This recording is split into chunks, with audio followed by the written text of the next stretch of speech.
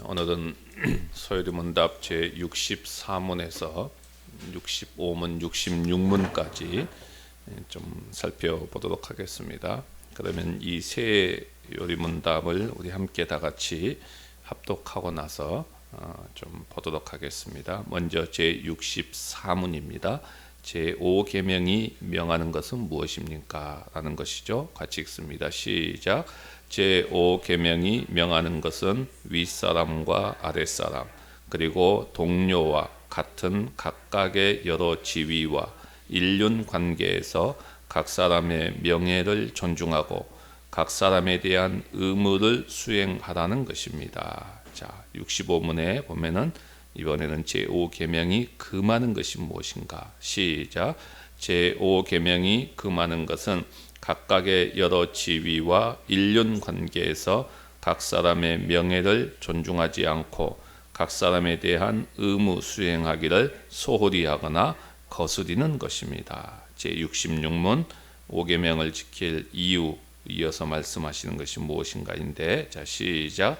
제5계명을 지킬 이유로 이어서 말씀하시는 것은 이 계명을 지키는 모든 사람이 장수하고 번영하리라는 약속입니다. 아멘. 지난 시간에 우리는 제5계명에 대해서 살펴보았습니다. 자, 오늘은 64문에서 66문까지 이제 제5계명에 대한 부연 설명들을 좀 살펴보겠습니다. 제5계명이 무엇이었습니까? 내 부모를 공경하라. 그리하면 너의 하나님 나 여호와가 내게 준 땅에서 내 생명이 길리라 하신 말씀이었습니다. 자, 그런데 이 소요리문답에서 가르치고 있는 것은 단순히 이 제5계명이 부모와 자녀의 관계에만 국한해서 가르치는 것이 아니라는 것입니다. 자, 우리는 제5계명이 부모와 자녀의 관계에서만 국한되는 내용으로 많은 사람들이 생각을 하고 있습니다. 그러나 소요리문답에서 가르치는 것은 그것이 아니라 아주 광범위하게 해석을 하고 있습니다. 어떻게 해석을 합니까? 윗사람과 아랫사람 그리고 동료와 같은 여러 지위 그리고 인륜 관계에 대한 의무를 가르치고 있는 것이 제5계명이다 하는 것이죠. 자, 그러면 이 제5계명과 관련된 좀 더 구체적인 내용들을 이제 한번 보도록 하겠는데요. 자, 먼저 첫 번째로 생각할 것은 제5계명이 명하는 것이 무엇인가 하는 것이죠. 제64문에 대한 질문입니다. 부모와 자녀와의 관계만이 아니라 인간 사이에 각 지위가 있고 윗사람이 있고 아랫사람이 있고 그리고 동료가 있어서 각각의 여러 관계가 있는데 이 관계에 따라서 높일 자는 높이고 또 해야 할 의무가 있으면 해야 한다라고 하는 광범위하게 해석을 하고 있습니다. 자, 그러면 제5계명의 실천의 예들을 우리가 좀 한번 몇 가지로 찾아보도록 하겠습니다. 먼저 국가의 권세자들입니다. 국가의 권세자와 관련해서는 로마서 13장 1절과 2절에서 이렇게 말씀을 하고 있지요. 각 사람은 위에 있는 권세들에게 복종하라. 권세는 하나님께로 나지 않음이 없나니 모든 권세는 다 하나님이 정하신 바라. 그러므로 권세를 거스리는 자는 하나님의 명을 거스림이니 거스리는 자들은 심판을 자취하리라. 그렇죠? 여기 또 권세자들 또 윗사람들이죠. 아랫사람과 윗사람의 관계를 이야기해 주죠. 그 국가의 권세자들에게도 우리가 복종하고 또 순종하고 그럴 의무가 우리 가운데 있다 하는 사실을 이야기합니다. 베드로전서 2장 13절과 17절에서도 비슷한 가르침이 우리 가운데 나오지요. 인간에 세운 모든 제도를 주를 위하여 순복하되 혹은 위에 있는 왕이나 혹은 악행하는 자를 징벌하고 선행하는 자를 포장하기 위하여 그의 보낸 총독에게 하라. 자유하나 그 자유로 악을 가리는데 쓰지 말고 오직 하나님의 종과 같이 하라. 무사람을 공경하며 형제를 사랑하며 하나님을 두려워하며 왕을 존대하라. 이렇게 이야기하고 있습니다. 그러니까 권세자들, 윗사람들에 대해서도 우리가 복종하고 또 순종하고 존대해야 될 것을 분명히 말씀하고 있죠. 그러나 이 모든 것들은 무조건적이 아니죠. 우리는 주 안에서 이 모든 것들을 행한다라는 것이 성경의 가르침입니다. 그러니까 윗사람의 명령이나 가르침이 성경의 말씀과 배치되고 또 위반하게 된다면 우리는 거부할 권리도 있다는 것이죠. 다만 여기서 말하는 것은 위에 있는 자들이 하나님께서 세우신 본의대로 자기 의무를 잘 감당할 것을 전제로 하고 있는 것입니다. 그들에 대해서도 우리는 그 권위를 존중하고 그 권위를 인정하고 순종해야 된다. 이것이 5계명에서 이야기하고 있는 하나의 또 이해가 됩니다. 두 번째 예를 든다면 교회 직분자들도 이야기할 수 있을 것입니다. 국가의 권세자들과는 여러모로 의미가 다르기는 하지만은 순종하라라는 측면에서만 본다면 교회 직분자들에게도 동일하게 순종이 명령이 되어지고 있습니다. 예를 들면 디모데에게 사도 바울이 쓴 내용 중에 누구든지 내 연소함을 업신여기지 못하게 하라. 디모데전서 4장 12절에서 그렇게 말씀을 하고 있지요. 그러니까 이 말은 교회의 직분자라고 하면은 나이와 상관없이 성도로부터 존경을 받아야 한다는 뜻입니다. 성도가 목사를 사랑하고 존경하지 않는다면 하나님의 말씀이 권위가 없어지는 것이죠. 그래서 바울은 자신의 사도권을 목숨을 걸고 변호하고 지켰습니다. 왜 그랬을까요? 자기 자신을 위해서 그랬을까요? 아닙니다. 사도 바울의 사도권이 무너진다면 말씀의 권위도 무너지기 때문이지요. 그래서 바울이 목숨을 걸고 이 사도권을 지키고 보호했던 것을 보게 됩니다. 따라서 교회 성도들은 교회 안의 직분자들을 공경해야 된다는 것이죠. 히브리서 13장 17절에도 보게 되면은 이런 말씀이 나옵니다. 너희를 인도하는 자들에게 순종하고 복종하라. 저희는 너희 영혼을 위하여 경성하기를 자기가 회개할 자인 것 같이 하느니라. 저희도 하여금 즐거움으로 이것을 하게 하고 근심으로 하게 말라. 그렇지 않으면 너희에게 유익이 없느니라. 이렇게 가르칩니다. 이 역시 마찬가지죠. 교회 직분자들에게 순종하라는 가르침입니다. 갈라디아서 6장 6절에도 동일한 말씀을 합니다. 가르침을 받는 자는 말씀을 가르치는 자와 모든 좋은 것을 함께하라. 그러니까 교회에서 말씀을 가르치는 자인 목사와 회중은 항상 좋은 관계를 맺고 있어야 되고 회중은 목사를 사랑하고 존경할 의무가 있다라는 이야기입니다. 자, 이렇게 하나님께서는 제5계명을 통해서 자기 자녀들이 하나님이 세우신 권위에 복종하는 자가 되기를 바라셨다는 것입니다. 좋은 신자는 순종하는 신자입니다.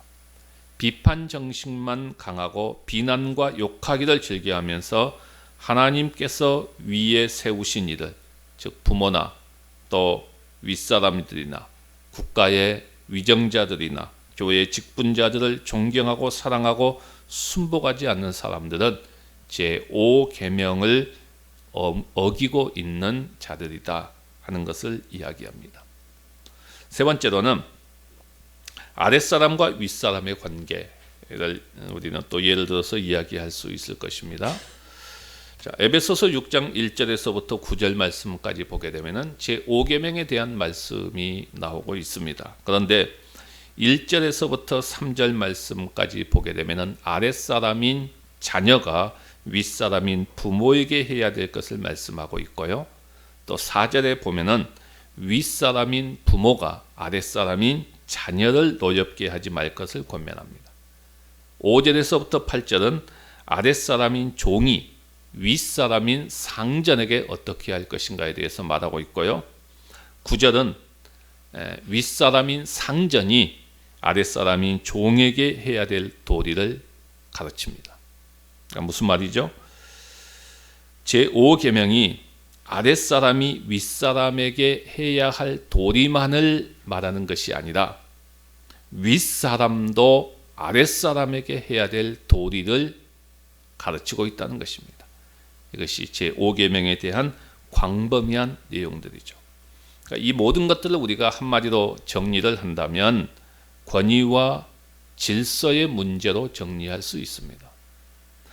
가정의 권위가 없다면, 부모의 권위가 없고 자녀들이 부모에게 대들면서 뭔데 나에게 이래라 저래라 하느냐라고 한다면 어떻게 될까요?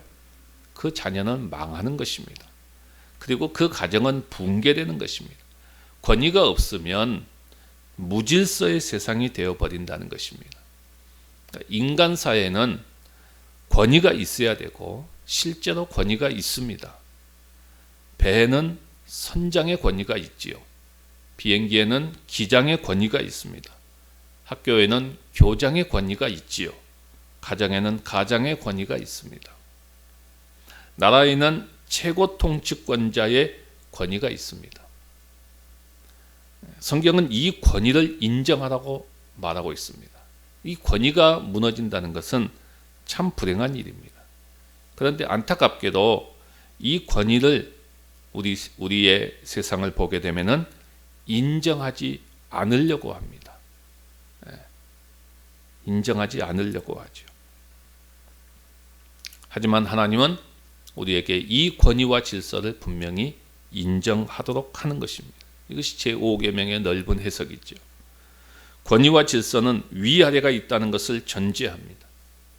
권위와 질서의 위로 올라가면 최고의 권위는 어디까지 올라가느냐? 결국은 하나님의 권위지요. 그렇게 연결이 되는 것입니다. 결국 우리는 하나님의 권위 앞에 귀결되게 됩니다. 이런 권위와 질서 앞에 명예를 존중해 줄 알아야 되고 의무를 수행하라는 것입니다. 이것이 제5계명이 명하는 것이죠. 이렇게 되면 얼마나 아름다운 모습일까요? 이렇게 제5계명은 광범위하게 말해주고 있습니다. 자, 두 번째로 생각할 것은 그러면 이제 제5계명이 금하는 것은 무엇이냐 하는 것이죠. 제65문입니다. 어떻게 답변합니까? 제5계명이 금하는 것은 각각의 여러 지위와 일륜 관계에서 각 사람의 명예를 존중하지 않고 각 사람에 대한 의무 수행하기를 소홀히 하거나 거스리는 것입니다. 이렇게 이야기하죠. 그러니까 바로 우리가 앞에서 살펴보았던 제64문, 제5계명이 명하는 것을 우리가 잘 알면 제65문은 그것을 하지 않는 것을 금하는 것이죠. 그러니까 마땅히 아랫사람이 윗사람에게 또 윗사람이 아랫사람에게 마땅히 해야 할 의무가 있는데 그것을 소홀히 한다거나 거역하는 것을 금하는 것입니다. 자, 세 번째로는 제5계명을 지킬 이유가 무엇이냐라고 묻지요. 그러니까 이 계명을 지키는 자는 모든 사람이 장수하고 번영하리라고는 약속 때문인 것이죠. 그러니까 이 약속은 우리가 제5계명을 잘 지킬 때 자연스럽게 따라오는 것입니다. 무슨 말이냐 하면은 제5계명의 목적이 뭘까요? 하나님께서 이 세상에 인간들을 존재하게 하는 목적을 수행하도록 하는 것입니다. 그러니까 하나님께서 남편이나 아내나 부모나 자녀나 상전이나 혹은 권세자들을 세우신 목적은 하나님께서 창조하신 생명을 잘 보존하고 양육하도록 하기 위함이죠. 잘 보존하도록 하는 것입니다. 왜 생명들이 잘 보존하도록 했습니까? 그 생명들이 하나님을 경외하면서 잘 살아가도록 하는 것이 목적입니다. 그것이 인간을 이 땅에 존재케 하는 목적이지요. 그런데 우리가 이것들을 잘 알고 순종하고 공경하면 결국은 그 목적들이 잘 수행되지 않겠습니까? 목적들이 잘 수행되면 하나님께는 영광이 되어지고 사람들의 생명은 잘 보존되는 것입니다. 자연스럽게요. 결국은 그렇게 함을 통해서 장수하고 번영하게 되는 것입니다. 여기서 우리가 장수하고 번영한다는 의미를 잘 이해해야 됩니다. 단순히 부모를 잘 공경하면 세상에서 출세하고 오래 살고 재앙도 만나지 않고 만사형통할 것이라고 보통 생각하지요. 근데 그런 측면에서만 생각합니다. 근데 그런 측면만이 아닙니다. 부모 공경을 잘 하는 사람들 가운데도 일찍 세상을 떠나는 사람들이 얼마나 많습니까? 그렇죠? 순종을 잘 하는데도 일찍 세상을 떠난 사람들 많습니다. 어떻게 설명하겠어요, 이것을? 정말 악하게 사는 사람들, 부모에게 불효하는 사람들, 잘 먹고 잘 살고 떵떵거리고 살고 장수하는 사람들 많습니다. 그러니까 장수하고 번영한다는 말은 세상에서 출세하고 번영한다는 말이 아니라 인생의 본래의 목적대로 잘 서서 바른 길을 가게 된다는 것입니다. 세상에서 시간적으로 오래 살아야만 잘 살았다라고 말할 수 없습니다. 왜냐하면 이 세상은 잠깐입니다. 그리고 이 세상만 있는 것이 아니죠. 영원한 세상이 있으니까 이 세상에서 오래 살았다고 해서 그 사람이 오래 산 것이 아니라는 것입니다. 그렇다면 이 땅에서의 삶에 대한 부분은 전혀 적용되지 않는 말씀이냐? 그렇지 않지요. 여기 장수라고 하는 말 속에 번영이라고 하는 말도 함께 포함되어 있습니다. 장수라고 하는 말 속에 단순히 오래 산다고 좋은 것이 아니지요. 침상에 누워서 오랫동안 산다고 생각해 보십시오. 몇십 년을 산다고 생각해 보십시오. 그걸 복이라고 이야기할 수는 없지요. 잘 산다고 말할 수는 없지요. 어떤 게 잘 삽니까? 장수하되 번영이죠. 그러니까 그 장수라고 하는 말 속에는 단순히 오래 산다는 개념만이 아니라 그 속에 번영이라고 하는 의미가 들어가 있는 것이죠. 그게 잘 사는 것이죠. 그래서 신명기 5장 16절에 보면 뭐라고 말합니까? 너는 내 하나님 여호와께서 명령한 대로 내 부모를 공경하라. 그리하면 내 하나님 여호와가 내게 준 땅에서 내 생명이 길고 복을 누리리라. 이렇게 이야기합니다. 내 생명이 긴다라고 하는 것은 장수의 복이고 복을 누리리라. 이것은 번영의 복입니다. 그러니까 부모를 공경하지 않아도 뭐 잘만 살더라. 부모를 잘 공경하는데도 뭐 지질이 궁상 뜨는 삶을 살더라. 뭐 이렇게 얼마든지 생각할 수 있어요. 하지만 우리는 하나님이 아닙니다. 우리는 겉의 현상만을 보고 이야기하지만은 들어가 보면은 잘 사는 것 같지만 잘 살지 못하는 사람들 많습니다. 겉으로 볼 때 정말 잘 못 사는 것 같지만은 안에 들어가 보면은 잘 사는 사람들 많습니다. 우리가 겉으로 보면 불효자가 잘 살고 효자가 못 사는 그러한 현실인 것 같지만은 그리고 그런 부분에 대해서 큰 소리 칠 수가 없습니다. 왜냐하면 하나님은 은밀한 중에라도 다 보시고 갚아 주십니다. 그런가 하면 하나님은 하나님의 그 길을 우리는 다 알 수가 없지요. 하나님의 그 뜻을 우리는 다 알 수가 없습니다. 우리는 지극히 한 단면만을 보고 있지요. 하나님은 모든 것을 아시깁니다. 그렇기 때문에 제5계명을 잘 지키는 자에게는 장수와 번영의 복을 주신다는 하나님의 약속은 천지가 변해도 변하지 않는 확실한 약속이요 보장인 것입니다. 제5계명에 대한 바른 이해를 가지고 우리의 삶 속에서 광범위하게 적용하며 살아가는 우리 모두가 되시기를 주님의 이름으로 간절히 바랍니다. 이 시간 우리 말씀을 기억하면서 함께 기도하는 시간을 갖도록 하겠습니다.